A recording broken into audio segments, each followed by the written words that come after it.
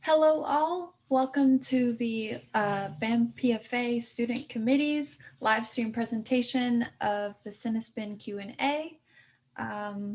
If you missed it and still have yet to watch it or want to watch it again, I'll just give you a quick review.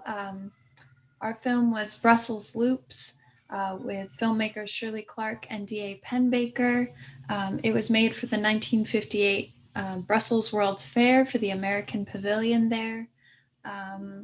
Really fascinating look at the US in the 1950s, one that shows a lot of people that are often invisible and is just really interested in these ideas of the everyday.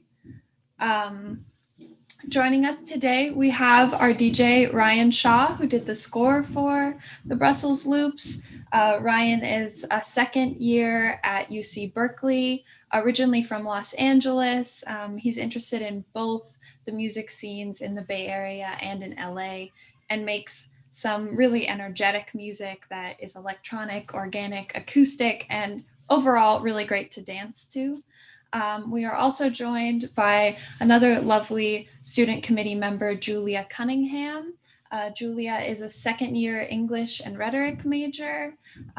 She is the chair of the social subcommittee at the student committee, and just a warm presence. So we're very lucky to have her here tonight asking questions. We are also joined by Katherine Schloss. She's another lovely BAMPFA student committee member. She is a fourth year history and global studies major and a journalism minor.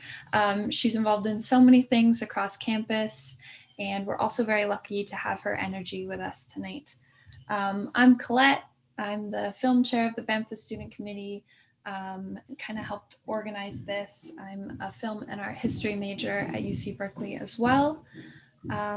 I think that's most of what I have to say. I also want to highlight that not only will the Brussels Loops be open and up till November 20th, so you can watch them, rewatch them, tell everyone else to watch them.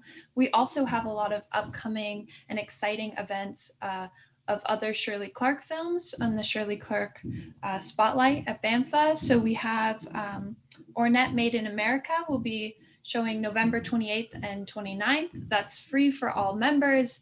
Really beautiful film by Shirley Clarke, also really fascinating.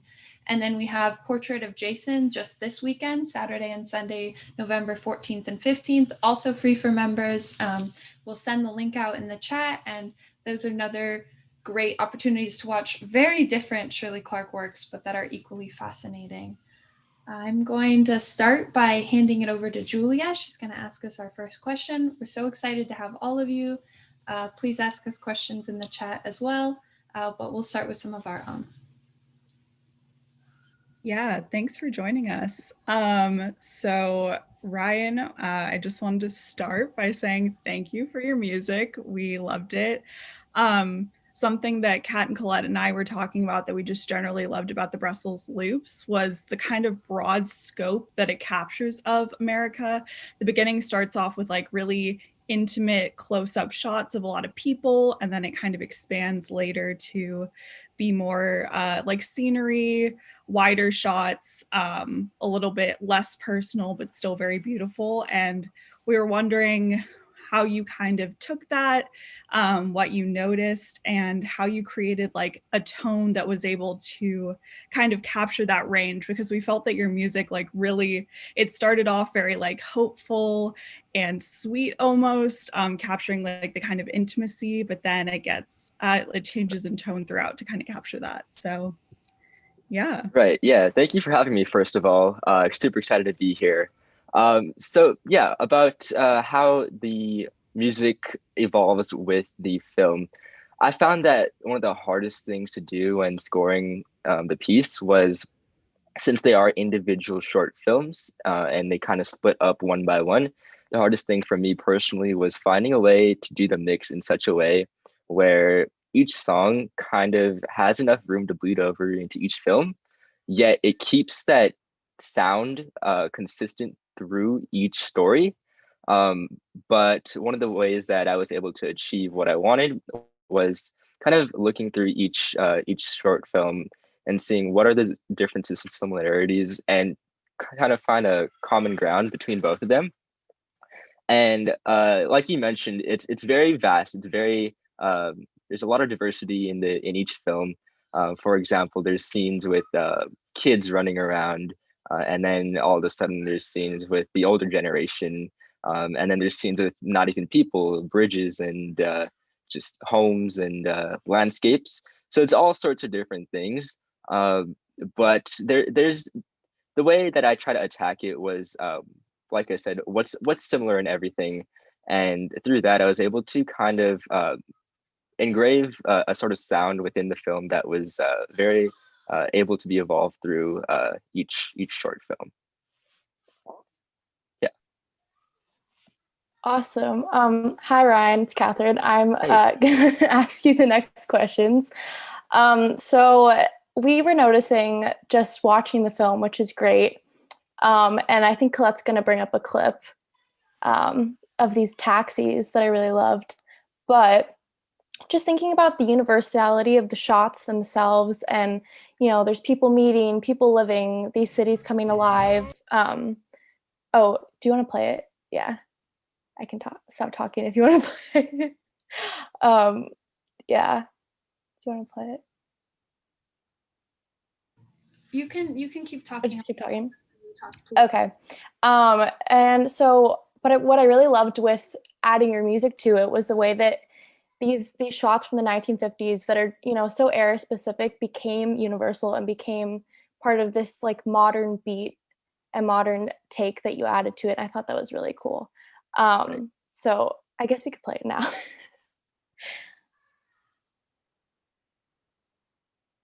See, I've been patient, but I won't follow, 'cause I don't want to be your friend. What does it matter if it ends? Awesome. Okay, so then I do have a question now. So how did specific shots throughout the film sort of influence the way that you created this rhythm? Because I know there's some that are more people-based and some that are more cars, and this feel of the city versus the feel of the crowds.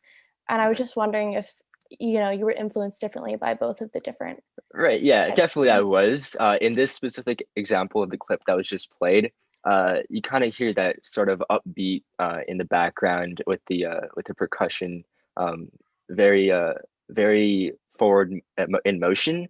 And so when I was actually scoring this scene, I kind of had the idea.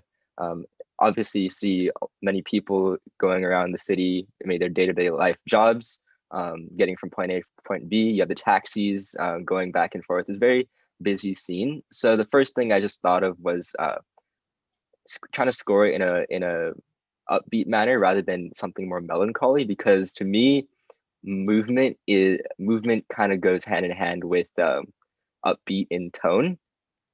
But it wasn't really so much influencing me directly. I feel like it's art, so it's up to interpretation either way.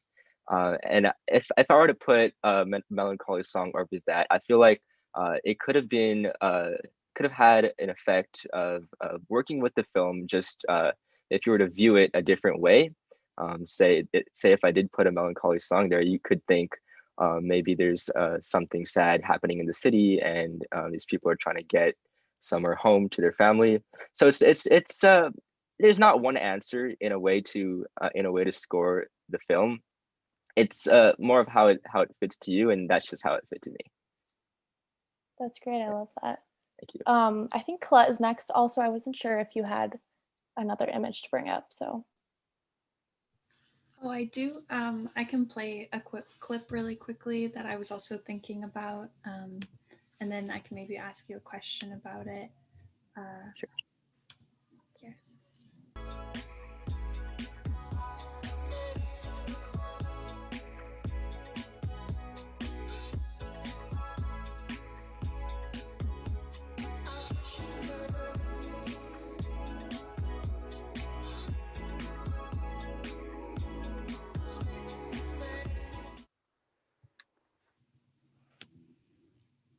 So I just really enjoyed this like new take on San Francisco. I feel like those are images that are very familiar to me. And I was wondering also how those you related to those images moving up to the Bay Area. I know like people have so many different experiences of San Francisco.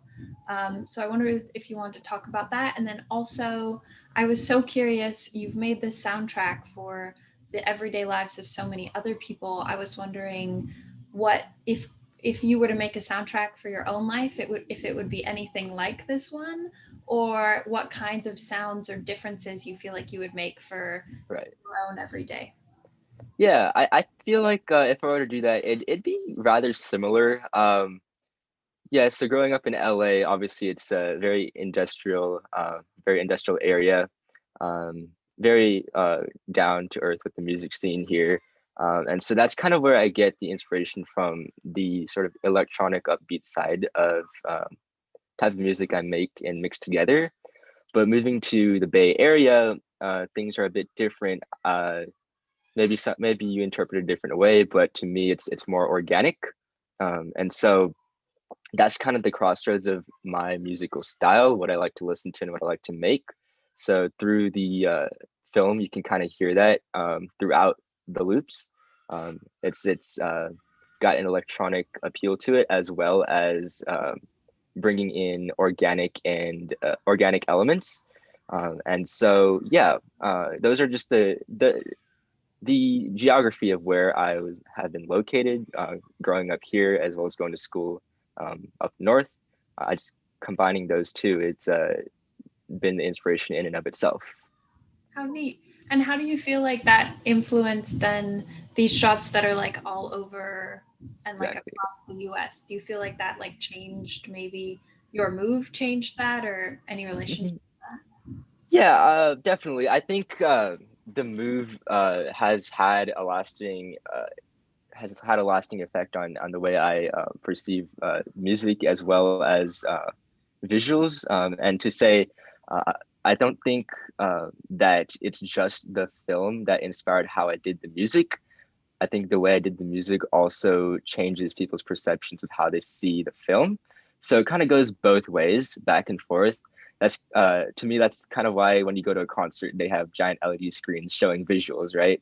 It makes you think about the music in a different way than what you might have gone into the venue looking for. So it's not just a one-way thing. The music changes the way you see the film, and the film changes the way you hear the music. Totally. So neat. Okay, I have one more question, but first I was going to play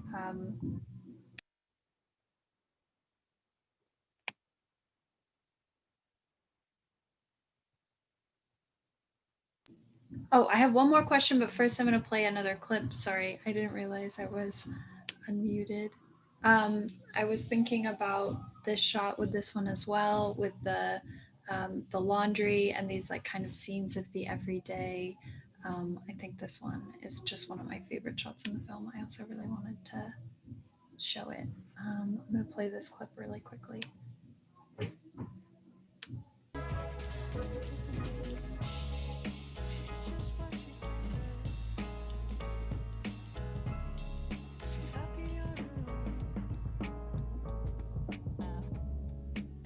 Up all the pieces. She's going home. Baby, I'm home, I'm home, I'm home. Yeah, she's going home.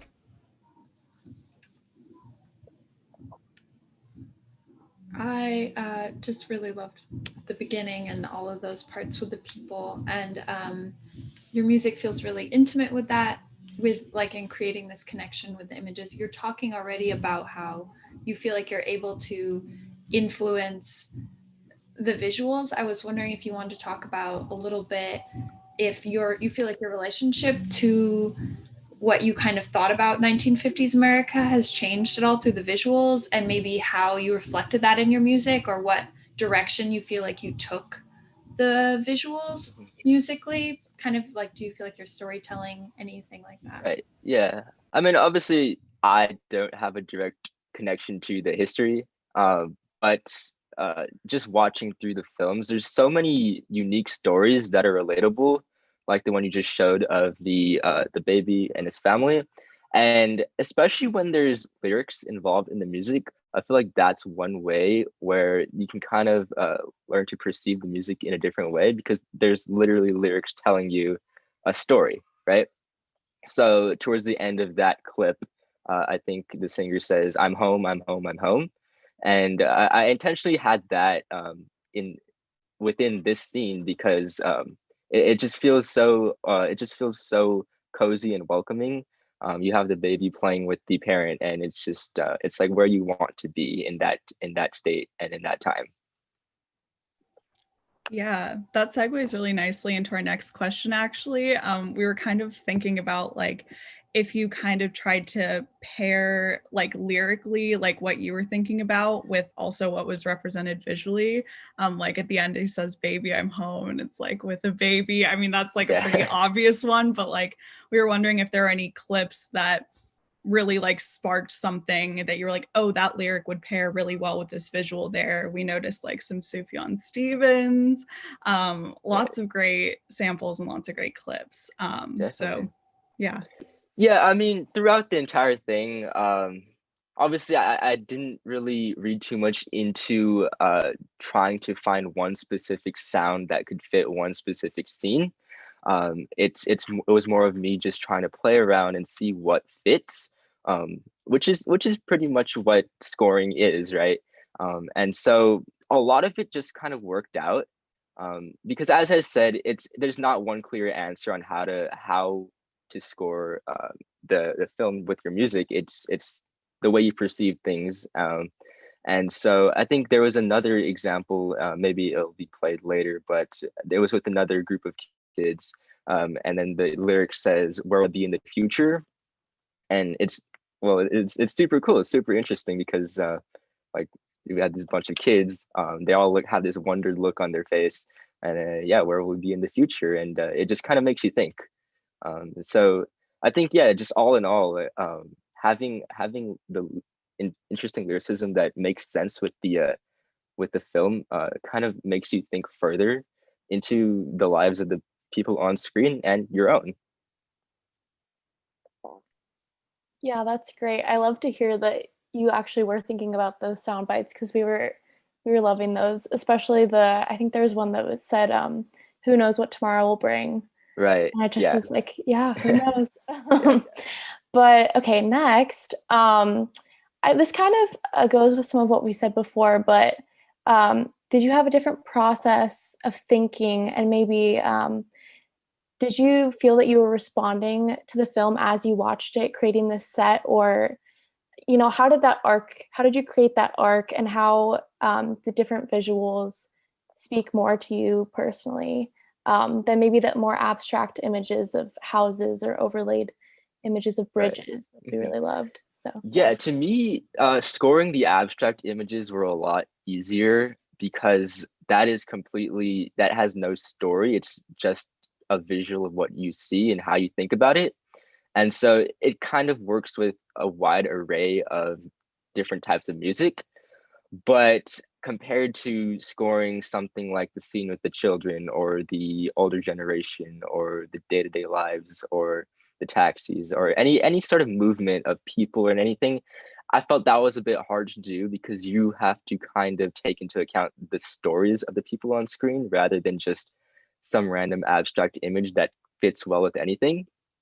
So I kind of that was pretty hard for me, and especially since once you like if you're doing the mix, you start off with one song and you have to find another song that fits well with that song, but now you also have to make that song fit well with what's on the screen. So it was a very complicated puzzle for me. But yeah, those abstract images were kind of relief in between each of the main set of stories that the loops brought to me. But I found it was a really fun and interesting way to tie everything together. And I really did enjoy the diversity of having the main storyline of the people on screen versus the audience perception of the abstract images. Yeah, I think, I mean, it came together so nicely, but I really like how you differentiated these stories because, the loops can be played on and on and on and sort Right. of just this ongoing thing, Yeah. but you really did create these Hmm. very specific moments, which was Yeah. great. I think Collette had some clips she wanted to play too.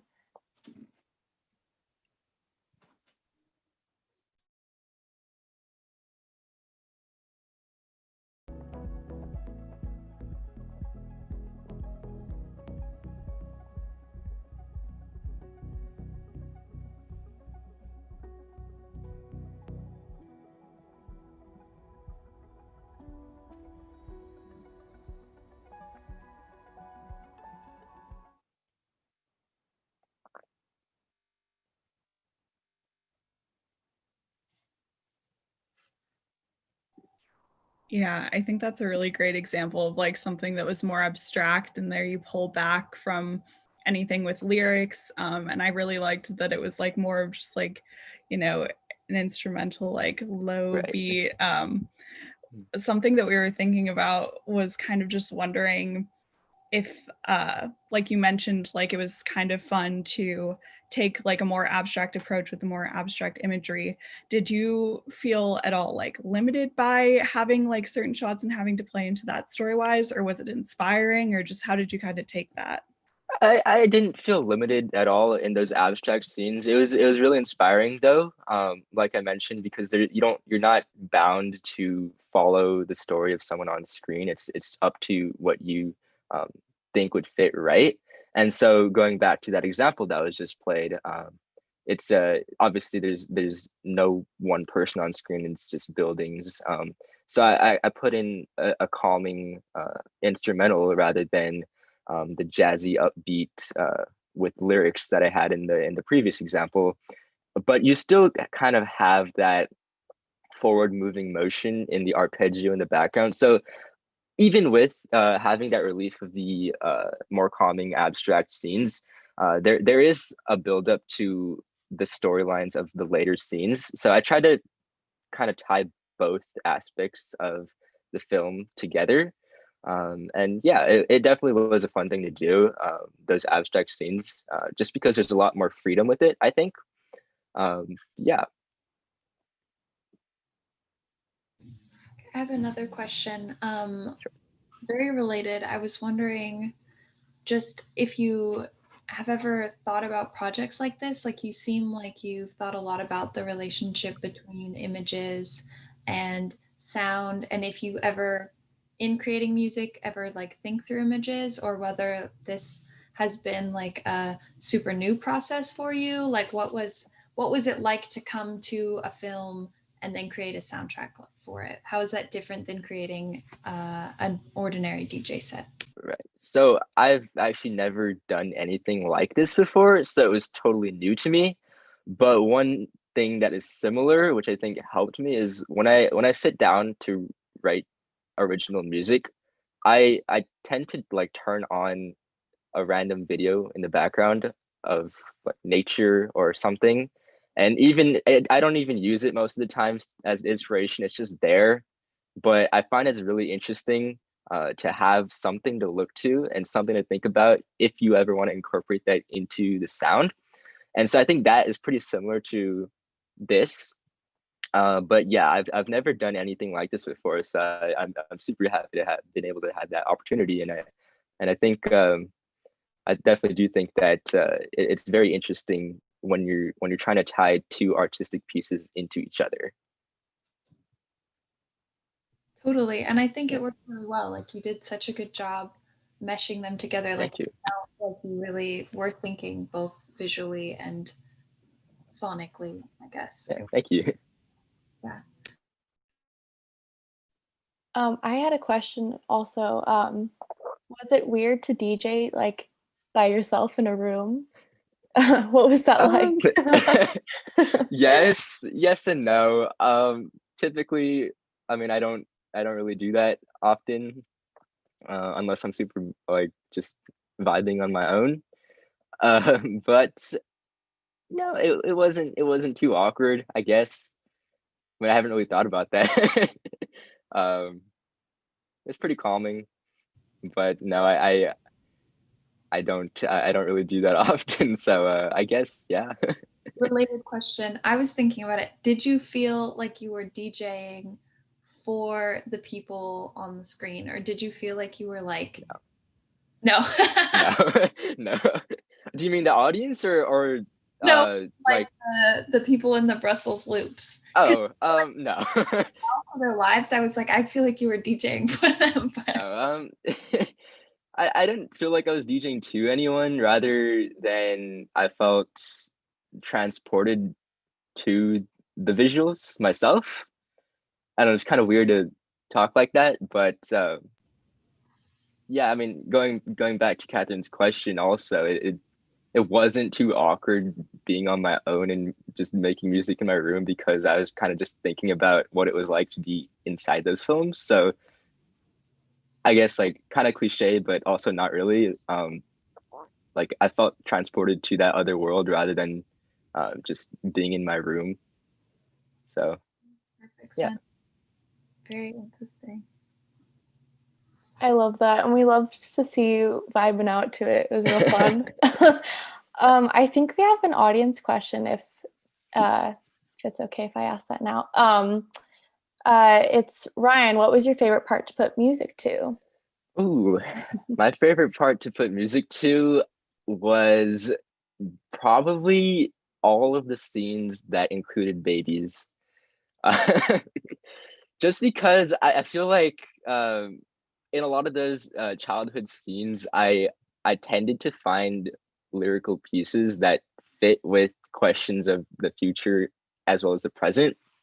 And I don't know, it just kind of feels very cozy to go back and watch those films with the soundtrack now playing over it, just because you feel right at home, I think personally.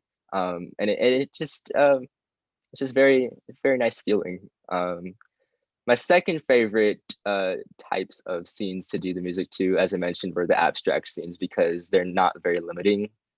And so I felt like I had the freedom to do a lot with those. Has doing this project like kind of changed your relationship to like film or music at all? I think like for me, I played classical music in high school, and so whenever I played the oboe. So whenever I would hear the oboe in a film score, I'd be like, "Oh my god, that's so cool." Or like I would like think about a certain, walking on campus during the fall, I'd be like, this piece would go perfectly to what's happening in my real life right now. Has doing this like done that for you at all, or do you do that usually, or what's your relationship to like music and film like?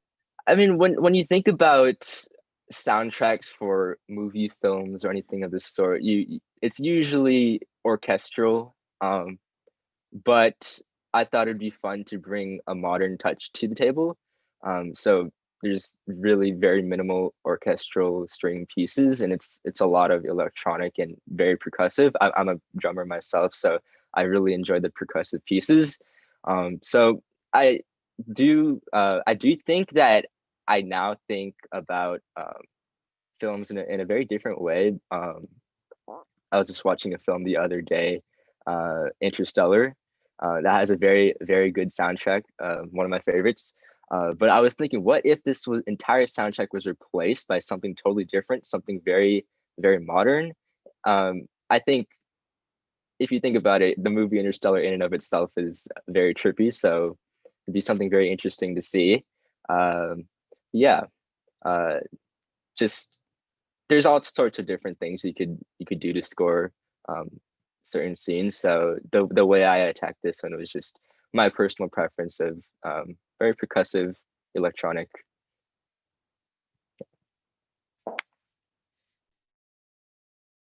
Do you have like I mean, it might be Interstellar, but do you have like a dream movie that you would love to have done the soundtrack for, or like certain kinds of images that you just feel like you personally would love to do more music? I've I've not really thought about that before. I think it would be very fun to do a score for some sort of space movie like Interstellar, because it begs the question of like, what is our life and how far can we go? And so I feel like those very large questions tend to have a very upbeat and very intense sort of sound and feel to them. So I think it'd be very fun to do something like that.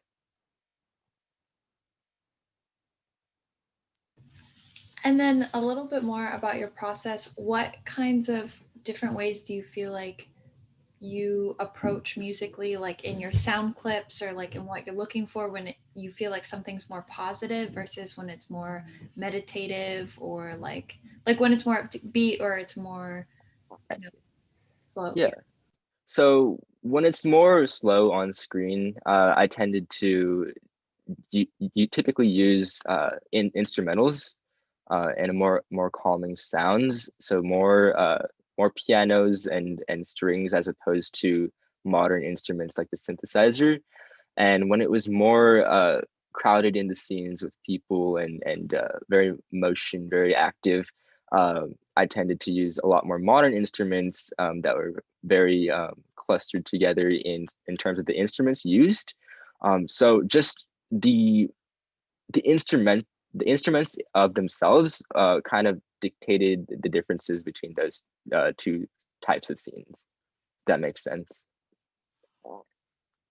Yeah. For sure. That's really interesting to hear. We have a question from the audience. Did you loop a lot in the soundtrack?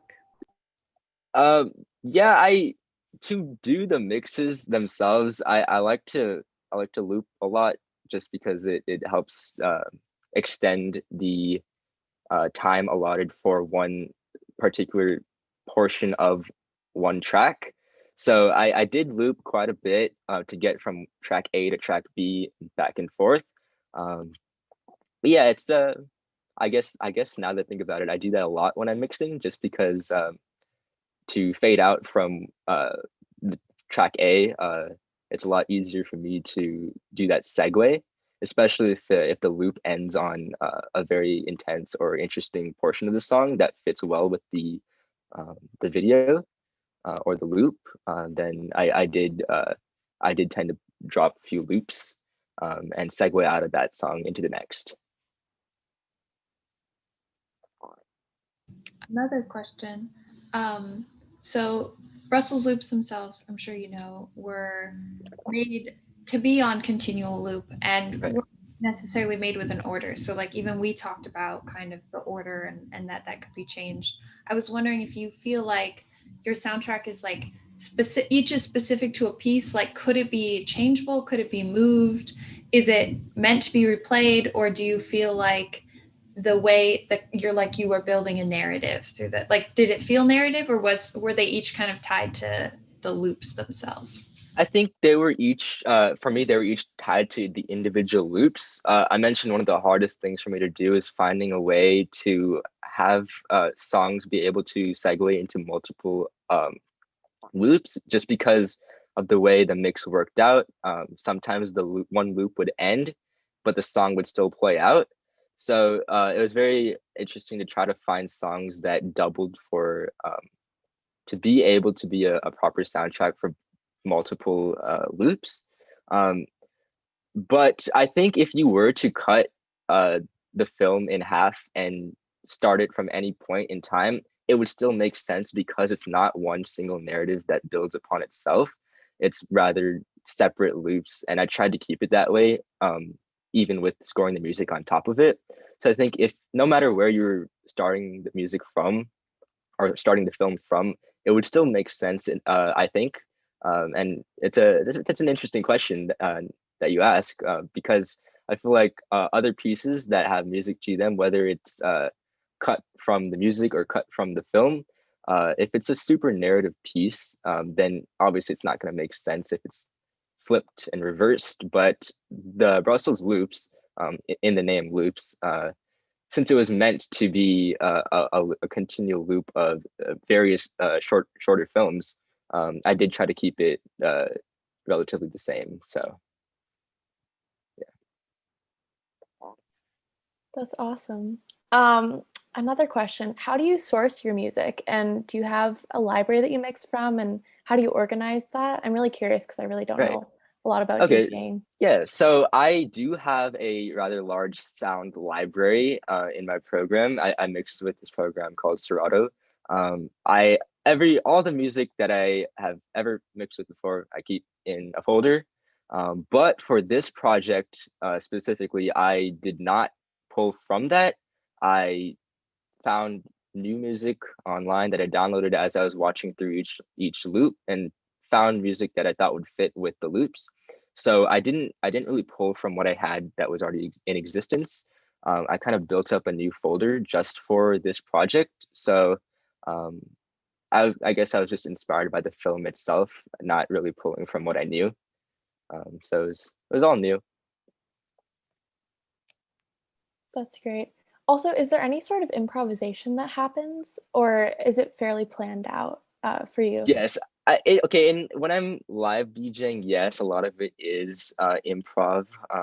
Especially when there's an audience involved. There's always people that ask you to play a certain song, so you're kind of improving how to get around to that song. But for this project, I did plan it out just because it was a score, and I wanted to keep it. I wanted to keep it very much around what my idea of the storyline would be.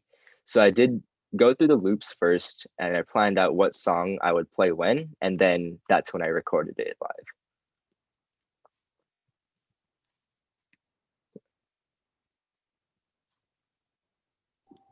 How was your experience of recording it live? It looked like a lot of fun, but like we were talking about, like doing something alone in your room, it's always a little bit less fun than we anticipated pre-pandemic. Has this, like, I don't know, influenced how like you think about like projects going forward, like if things continue to have to be online?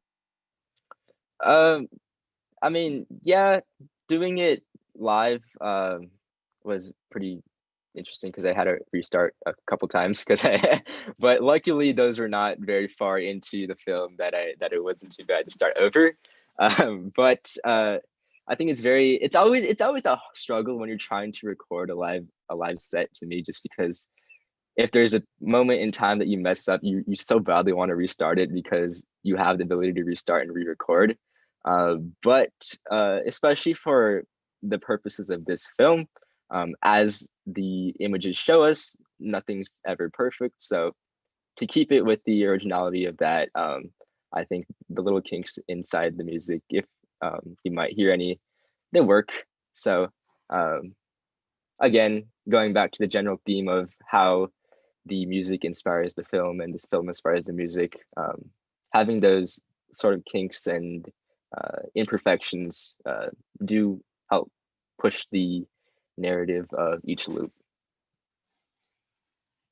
I have another question. I feel like these are so, and I feel like they're so differently impactful in like this specific time where, we don't see, not only is it such a distant past, but, we don't have those kinds of publics anymore and those spaces. I was wondering if you were all at all impacted by that, I guess that kind of like dissonance from now, like even the ideas of COVID, or if that played into your thinking at all.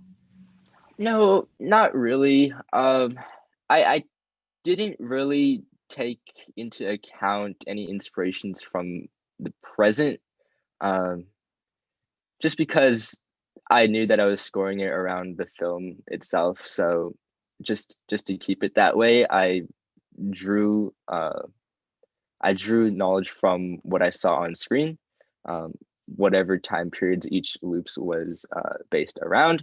And so that's where majority of the inspiration for the music came from. So you can hear some inspirations of jazz throughout the music. So it's not just one type of genre. Though the main one is electronic, but I try to throw a couple curveballs in there as well.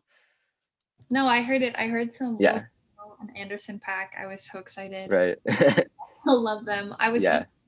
also how much you feel like um, you're drawing from music that you listen to in your own time, or if you are like thinking about those, you seem like you're thinking more about the visuals and in picking. Yeah, so a lot of it was music that I enjoy listening to in my own time.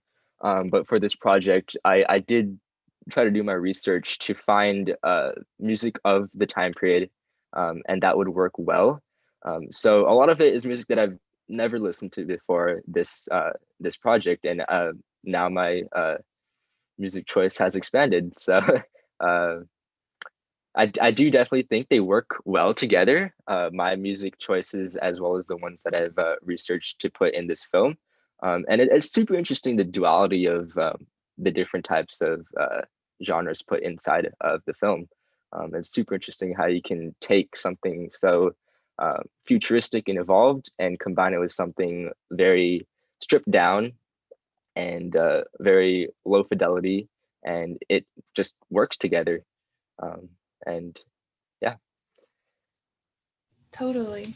I feel like that's kind of like the brilliance of this piece, is that it's like so amorphous, like it appeals to like so many different genres and like viewings of it. And Exactly. it has so many different kinds of people and like ways of life within the film itself. Like it depicts like so many different kinds of people.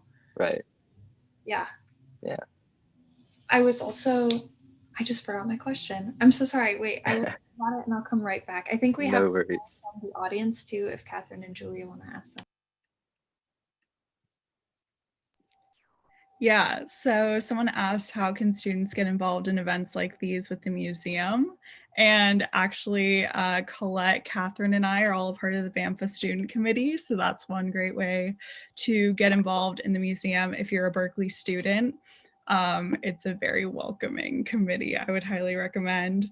And we actually found Ryan through a connection. So, but if you're interested in events like this at all, you can definitely contact the BAMPFA Student Committee. We have the BAMPFA SC website, which I'm sure that we can drop in the chat. And yeah, I would highly recommend. We have a lot of online events still going, programming still going, despite COVID closing the physical museum, but definitely if you're a student, get involved with the student committee. Yeah, to add on to that, we have a lot of things you can access online. We have a zine committee, and we just made a zine where we combined student art submissions and sort of collaged them, and it's really cool. We also have a blog that's been popping off, going off every week. But I do have another question for you, Ryan, from the audience. And it says, I'm not sure if you've touched on this yet, but what was the most difficult part of this process? Was there a particular scene that was super hard for you to score? Yeah, so as I mentioned, there was not one particular scene, rather it was how each scene interacted with each other. So a lot of the times I found that as I put one song over one scene, it would bleed over into scene two. And the hardest thing was finding a proper middle ground for a song that would fit both scenes, that could properly be evolved to many different scenes on screen. And so a lot of different trial and error sort of things, just trying out different songs, different sounds, but eventually after stacking multiple songs on top of each other, you sort of find that it just clicks and it works. And so it's very interesting, especially with the abstract pieces. Those were definitely a way for me to kind of even out how I place the music amongst the scenes. I know I mentioned that whereas the scenes with people and motion, I had to make sure I tried to make sure I followed a sort of storyline I had in my head. The abstract scenes were more free and open for me to do as I pleased. So those tied together, and that kind of helped take the difficulties away from that. I was also wondering about your process in like taking songs that maybe already exist, taking sound clips and then adding beats to them, or like taking this visual and adding your own. Does it feel like, how much do you feel like you normally try to keep of the vocals of the song? How much do you feel like you're synthesizing your own project, like how do you like expand off something but still keep it so that you feel like you have some of the original feeling? Well, for this project, I didn't really add too much to the music. I mentioned I love the percussive sounds, so the most I really did was add deeper beats and more drums to some of the tracks, just because it was a personal preference of mine, that I like to hear. It's kind of like the microtonal swag that makes the track. So I added a few percussive elements to a few of the songs throughout the loops.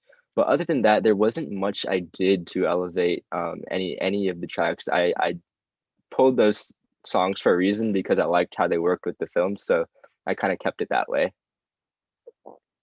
Totally, it works really well. It brings something new for sure. Right.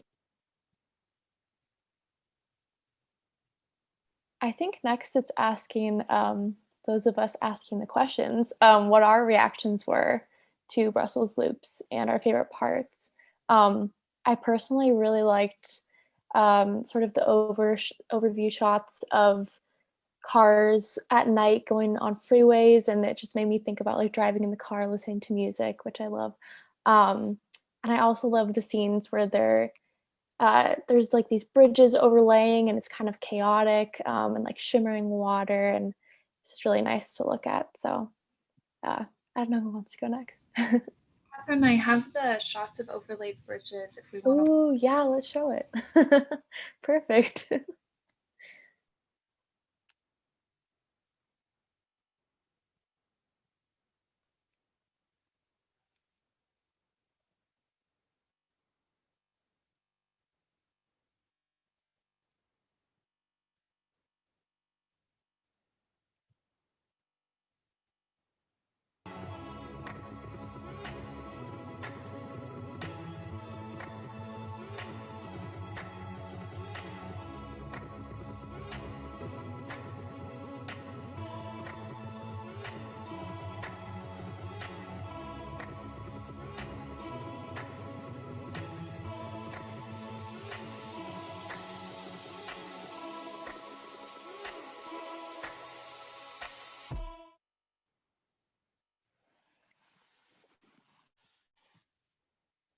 Those are so cool.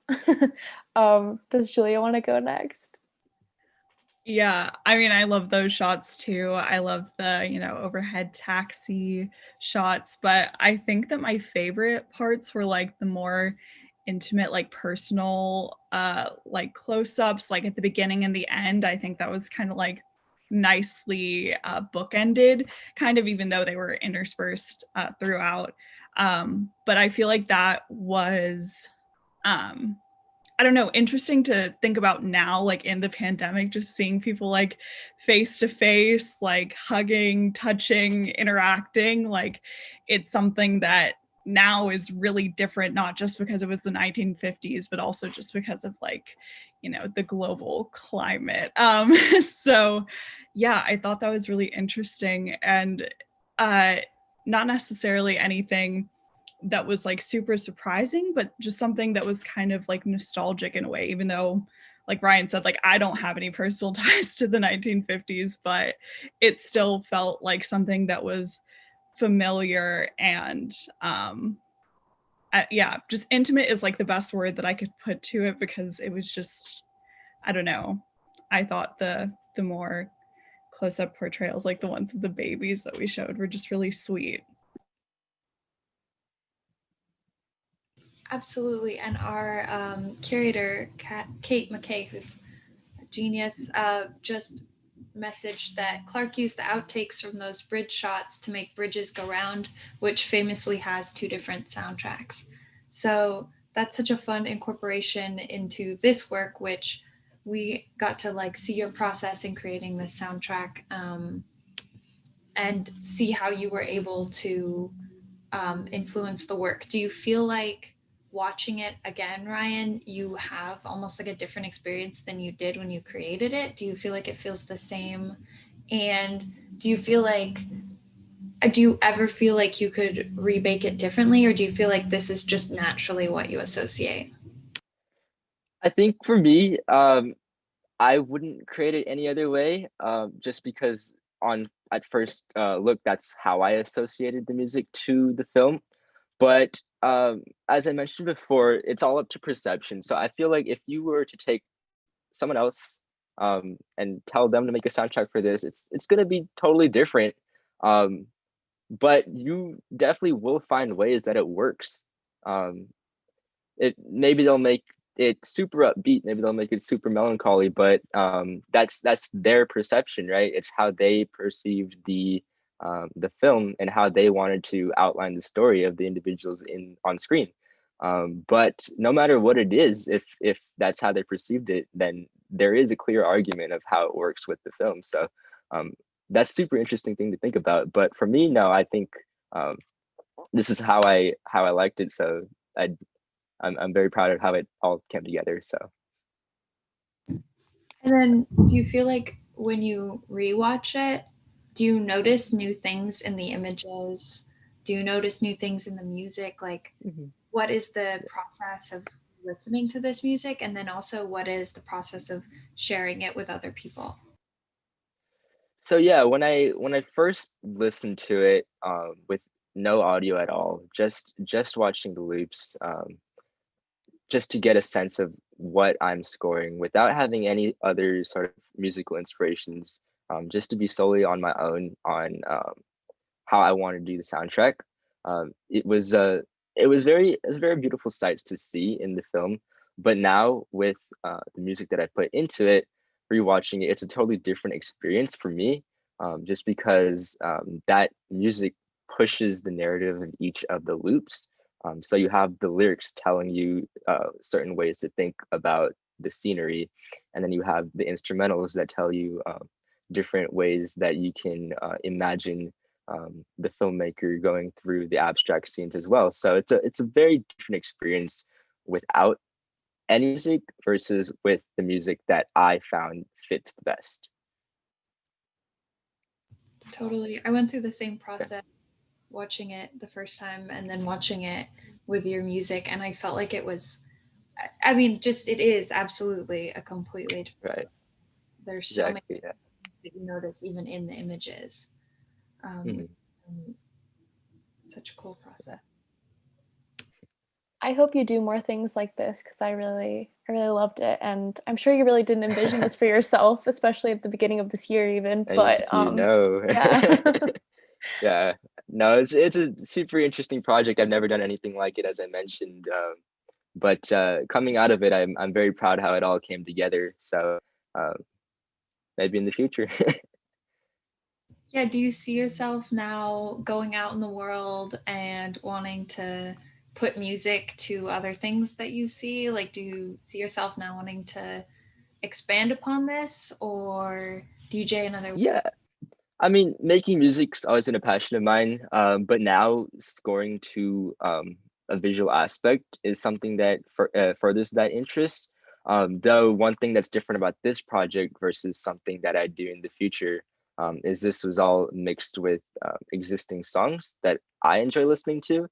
Um, though if I were to score some original piece of work that's never been done before, I would hope to try to make the music all original on my own. But it's a very different process using existing music because it's something that you hold near and dear to your heart because you listen because you love it. So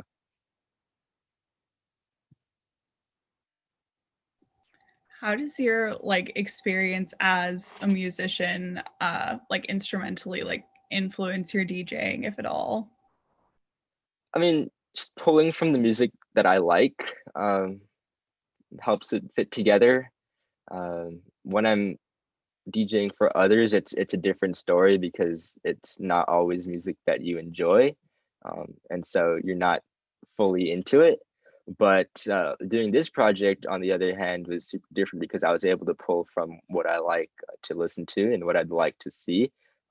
So it's kind of gave me the creative and artistic freedom to do as I please.